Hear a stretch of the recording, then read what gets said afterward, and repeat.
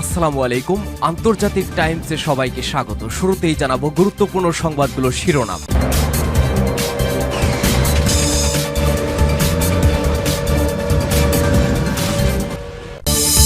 নতুন বছরে যুদ্ধে জড়াতে পারে ভারত পাকিস্তান।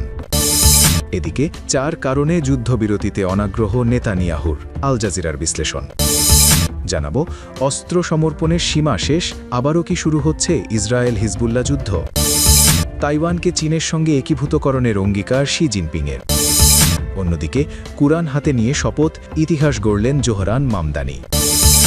সবশেষ জানাবো আন্তর্জাতিক গণমাধ্যমে খালেদা জিয়ার জানাজার খবর। শুনছিলেন শিরোনাম, এবার বিস্তারিত। নতুন বছরে যুদ্ধে জড়াতে পারে ভারত পাকিস্তান। দক্ষিণ এশিয়ায় আবারও যুদ্ধের আশঙ্কা দেখছে যুক্তরাষ্ট্রভিত্তিক think tank council on foreign relations বা সিএফআর। সংস্থাটির নতুন এক প্রতিবেদনে বলা হয়েছে, সন্ত্রাসী তৎপরতা বৃদ্ধি পেলে 2026 সালে ভারত ও পাকিস্তানের মধ্যে সশস্ত্র সংঘাতের ঝুঁকি তৈরি হতে পারে। খবর এনডিটিভির। গত রোববার প্রকাশিত প্রতিবেদনে বলা হয়, মার্কিন পররাষ্ট্রনীতির বিশেষজ্ঞদের নিয়ে করা এক জরিপে এই মূল্যায়ন উঠে এসেছে। এতে চলমান আঞ্চলিক উত্তেজনা ও সাম্প্রতিক সংঘর্ষগুলোর প্রেক্ষাপট তুলে ধরা হয়েছে। প্রতিবেদনে উল্লেখ করা হয়, বর্তমান ট্রাম্প প্রশাসন কঙ্গো, গাজা, ইউক্রেন সহ বিভিন্ন সংঘাত নিরসনের চেষ্টা চালালেও ভারত, পাকিস্তান ও কম্বোডিয়া, থাইল্যান্ডের উত্তেজনা উদ্বেগের কারণ হয়ে আছে। প্রতিবেদনে স্মরণ করিয়ে দেওয়া হয়, চলতি বছরের মে মাসে কাশ্মীরের পেহেলগামে ভয়াবহ সন্ত্রাসী হামলায় ২৬ জন নিহত হওয়ার পর ভারত ও পাকিস্তানের মধ্যে ৩ দিনের একটি সামরিক সংঘাত ঘটে। ৬ মে রাতে ভারতীয় সেনাবাহিনী অপারেশন সিঁদুর নামে পাকিস্তানি ভূখণ্ডে অভিযান চালায়। ভারতের দাবি, ওই অভিযানে ১০০ জনের বেশি সন্ত্রাসী নিহত হয়। পাল্টা হামলায় ৭ থেকে ১০ মে পর্যন্ত পাকিস্তান সশস্ত্র ড্রোন দিয়ে ভারতের সামরিক ও বেসামরিক লক্ষ্যবস্তুতে হামলা চালায়। পরে ট্রাম্প প্রশাসনের হস্তক্ষেপে ১০ মে উভয় দেশ যুদ্ধবিরতিতে সম্মত হয়। সিএফআর আরও জানায়, চলতি বছর পাকিস্তান ও আফগানিস্তানের মধ্যেও সীমান্ত উত্তেজনা বেড়েছে। অক্টোবরে কাবুলে টিটিপি প্রধান নূর ওয়ালি মেহসুদকে লক্ষ্য করে পাকিস্তানের বিমান হামলার পর পরিস্থিতি আরও জটিল হয়। প্রতিবেদনে সতর্ক করে বলা হয়, আফগানিস্তান থেকে সীমান্ত পেরিয়ে পাকিস্তানে জঙ্গি হামলা বাড়লে 2026 সালে আফগানিস্তান পাকিস্তানের মধ্যেও মাঝারি মাত্রার সশস্ত্র সংঘাতের আশঙ্কা রয়েছে। 4 কারণে যুদ্ধবিরতিতে অনাগ্রহ নেতানিয়াহুর। আল জাজিরার বিশ্লেষণ।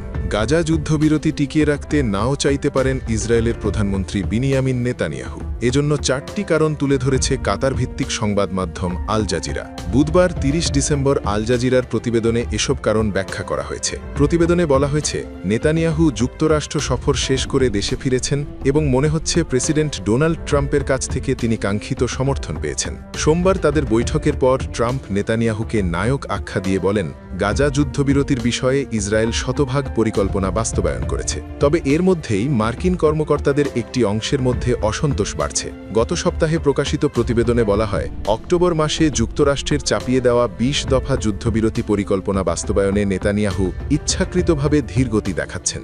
ধারণা করা হচ্ছে, তিনি ভবিষ্যতে সুবিধাজনক সময়ে ফিলিস্তিনি সংগঠন হামাসের বিরুদ্ধে আবারও সামরিক অভিযান চালানোর পথ খোলা রাখতে চাইছেন। চুক্তি অনুযায়ী গাজায় আটক সব বন্দীর, জীবিত ও মৃত, বিনিময়, মানবিক সহায়তা প্রবেশ এবং সামরিক অবস্থান স্থগিতের পর দ্বিতীয় ধাপে যাওয়ার কথা। এই ধাপে গাজা শাসনের জন্য একটি কারিগরি কমিটি গঠন ও আন্তর্জাতিক নিরাপত্তা বাহিনী মোতায়েনের আলোচনা অন্তর্ভুক্ত রয়েছে। কিন্তু এখনও প্রয়োজনীয় সব সহায়তা গাজায় ঢুকতে দেয়নি ইসরায়েল। নেতানিয়াহু দাবি করছেন, শেষ বন্দির মরদেহ ফেরত না দেওয়া পর্যন্ত দ্বিতীয় ধাপে যাওয়া যাবে না। পাশাপাশি তিনি হামাসকে নিরস্ত্রীকরণের শর্ত জুড়ে দিয়েছেন, যা ট্রাম্পও সমর্থন করেছেন। হামাস এই দাবি প্রত্যাখ্যান করে বলেছে, অস্ত্রের বিষয়টি ফিলিস্তিনিদের অভ্যন্তরীণ আলোচনা। তাহলে কি নেতানিয়াহু ইচ্ছাকৃতভাবে চুক্তির দ্বিতীয় ধাপ এড়িয়ে যেতে চাইছেন?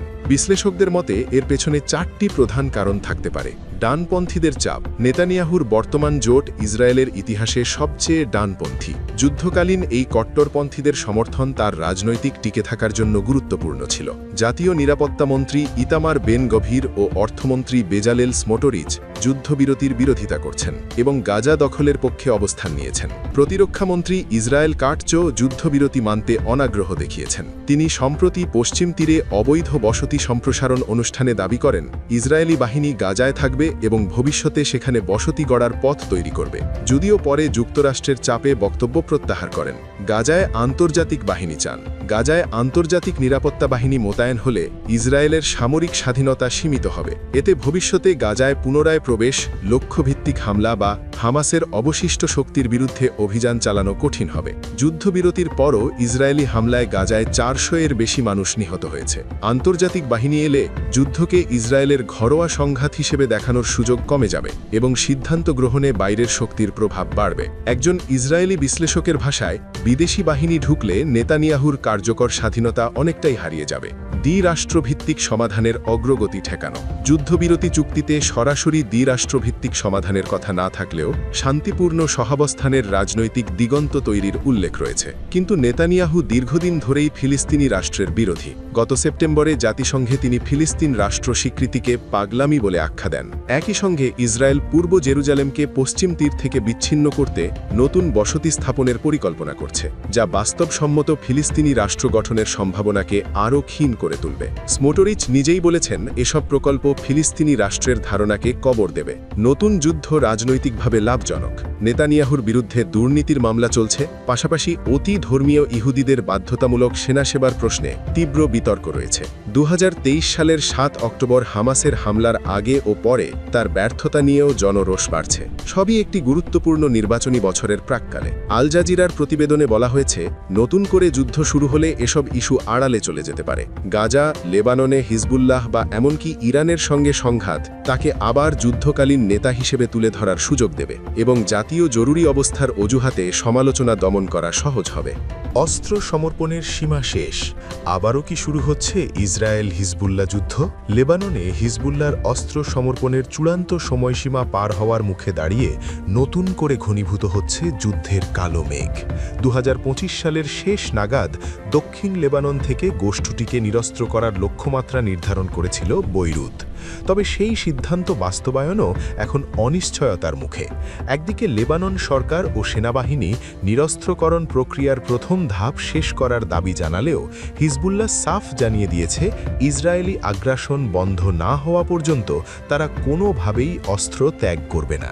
লেবানন মন্ত্রিসভার দেওয়া পরিকল্পনা অনুযায়ী ইসরায়েল সীমান্ত থেকে লিটানি নদী পর্যন্ত অঞ্চলকে হিজবুল্লাহর প্রভাবমুক্ত করার কথা ছিল, কিন্তু বৃহস্পতিবার সেই সময়সীমা শেষ হতে চললেও বাস্তবে কোনো বড় পরিবর্তন দেখা যাচ্ছে না। হিজবুল্লাহ প্রধান নাইম কাসেম কড়া বার্তায় জানিয়েছেন, যখন ইসরায়েল নিয়মিত আকাশসীমা লঙ্ঘন করছে এবং ভূখণ্ডে হামলা চালাচ্ছে, তখন অস্ত্র নিয়ন্ত্রণের দাবি তোলা আদতে আমেরিকার সাজানো একটি ইসরায়েলি এজেন্ডা বাস্তবায়ন করা। তিনি স্পষ্ট করেছেন, যতদিন ইসরায়েলি সেনারা লেবাননের ভূখণ্ডে অবস্থান করবে, ততদিন হিজবুল্লাহর প্রতিরোধ ব্যবস্থা অটুট থাকবে। এরই মধ্যে ইসরায়েলি হামলা আরও তীব্র হয়েছে। লিটানি নদীর উত্তরে এবং খোদ বৈরুতে ইসরায়েলি বিমান হামলায় হিজবুল্লাহর বেশ কয়েকজন শীর্ষ কমান্ডার নিহত হয়েছেন। এমনকি সিডনের মতো উপকূলীয় শহরে লেবাননের সরকারি সেনাবাহিনীর কর্মকর্তাদের ওপরও হামলার ঘটনা ঘটেছে। ইসরায়েলি ড্রোন ও নজরদারি বিমানের শব্দ এখন লেবাননের মানুষের নিত্যদিনের আতঙ্ক। মারুয়াহিনের মতো সীমান্ত এলাকাগুলোতে ইসরায়েল যেভাবে ঘরবাড়ি ধ্বংস করছে এবং পুনর্নির্মাণে বাধা দিচ্ছে, তাকে অনেক বিশ্লেষক জাতিগত নিধনযজ্ঞের সঙ্গে তুলনা করছেন। আন্তর্জাতিক অঙ্গনেও পরিস্থিতি বেশ জটিল। ফ্লোরিডায় ইসরায়েলি প্রধানমন্ত্রী বেনিয়ামিন নেতানিয়াহুর সঙ্গে এক বৈঠকে মার্কিন প্রেসিডেন্ট ডোনাল্ড ট্রাম্প হিজবুল্লাহর সমালোচনা করে নতুন যুদ্ধের ইঙ্গিত দিয়ে রেখেছেন। আমেরিকা লেবানন সেনাবাহিনীকে অস্ত্র সরবরাহ করলেও তা শুধুমাত্র হিজবুল্লাহর বিরুদ্ধে অভ্যন্তরীণ লড়াইয়ের জন্য, ইসরায়েলের বিরুদ্ধে প্রতিরোধের জন্য নয়, এমন মন্তব্য খোদ মার্কিন দূতের মুখ থেকেই শোনা গেছে। ভিতরের পরিস্থিতি নিয়ে লেবাননের রাজনীতিও উত্তপ্ত। বিরোধীদের দাবি, হিজবুল্লাহর অস্ত্র ইসরায়েলকে দমানোর বদলে উল্টো হামলার সুযোগ করে দিচ্ছে। অন্যদিকে হিজবুল্লাহর সমর্থকদের যুক্তি, এই সশস্ত্র গোষ্ঠী না থাকলে ইসরায়েল দক্ষিণ লেবানন দখল করে বসতি গড়ত।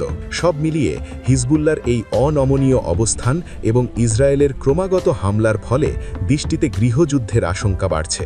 সেনাবাহিনী যদি জোর করে হিজবুল্লাহকে নিরস্ত্র করার চেষ্টা করে, তবে লেবানন এক মহা বিপর্যয়ের মুখে পড়তে পারে, যা পুরো মধ্যপ্রাচ্যের স্থিতিশীলতাকে ধূলিসাৎ করে দেবে। সূত্র NDTV। তাইওয়ানকে চীনের সঙ্গে একীভূতকরণের অঙ্গীকার শিয়ের। তাইওয়ানকে নিজেদের মূল ভূখণ্ডের সঙ্গে আবার একীভূত করার অঙ্গীকার ব্যক্ত করেছেন চীনা প্রেসিডেন্ট শি জিনপিং। বুধবার 31শে ডিসেম্বর খ্রিস্টীয় নববর্ষ উপলক্ষে দেওয়া এক ভাষণে তিনি একথা বলেন। জিনপিং এমন এক সময় এ অঙ্গীকার করলেন যার একদিন আগে তাইওয়ানের চারপাশে 2 দিনব্যাপী বড় ধরনের সামরিক মহড়া শেষ করেছে চীন। তিনি ভাষণে বলেন, আমাদের মাতৃভূমিকে একীভূত করা এখন সময়ের দাবি, যা কোনোভাবেই থামানো যাবে না। চীন স্বায়ত্তশাসিত তাইওয়ানকে নিজেদের অংশ বলে দাবি করে। দ্বীপটিকে নিজের নিয়ন্ত্রণে আনতে প্রয়োজনে শক্তি ব্যবহারের হুমকি দিয়ে আসছে দেশটি। দক্ষিণ চীন সাগরের প্রায় পুরো এলাকাও নিজের বলে দাবি করে চীন। এ নিয়ে আশেপাশের ছোট দেশগুলোর সঙ্গে তার বিরোধ দীর্ঘদিনের। মার্কিন গোয়েন্দা সংস্থাগুলো চীনের সশস্ত্র বাহিনীর ক্রমবর্ধমান সক্ষমতা নিয়ে উদ্বেগ প্রকাশ করে আসছে। শি জিনপিংয়ের ইচ্ছা অনুযায়ী সেনারা যে কোনো মুহূর্তে তাইওয়ানে হামলা চালাতে পারেন বলে তাদের ধারণা। ইতিমধ্যে মার্কিন গোয়েন্দা সংস্থাগুলো চীনের সশস্ত্র বাহিনীর ক্রমবর্ধমান সক্ষমতা নিয়ে উদ্বেগ প্রকাশ করে আসছে। শি জিনপিংয়ের ইচ্ছা অনুযায়ী সেনারা যে কোনো মুহূর্তে তাইওয়ানে হামলা চালাতে পারেন বলে তাদের ধারণা। গত সোম ও মঙ্গলবার তাইওয়ানকে ঘিরে জাস্টিস মিশন 2025 নামে বড় সামরিক মহড়া চালায় চীনের সেনাবাহিনী। এ সময় তাইওয়ানকে কার্যত অবরুদ্ধ করে অন্তত 200টি যুদ্ধবিমান ও কয়েক ডজন যুদ্ধজাহাজ মোতায়েন করা হয়। তাইওয়ানের দাবি, মহড়া চলাকালীন অন্তত 27টি ক্ষেপণাস্ত্র ছোড়া হয়েছে। এর মধ্যে বেশ কয়েকটি ক্ষেপণাস্ত্র তাইওয়ান উপকূলের মাত্র 27 নটিক্যাল মাইলের মধ্যে আঘাত হানে। মহড়া শেষ হলেও তাইওয়ান এখনও উচ্চ সতর্ক অবস্থায় আছে, কারণ এখনও দ্বীপটির চারপাশে চীনের নৌবাহিনী ও কোস্টগার্ডের 25টি জাহাজ মোতায়েন আছে। 2টি নজরদারি বেলুনও পাঠিয়েছে চীন।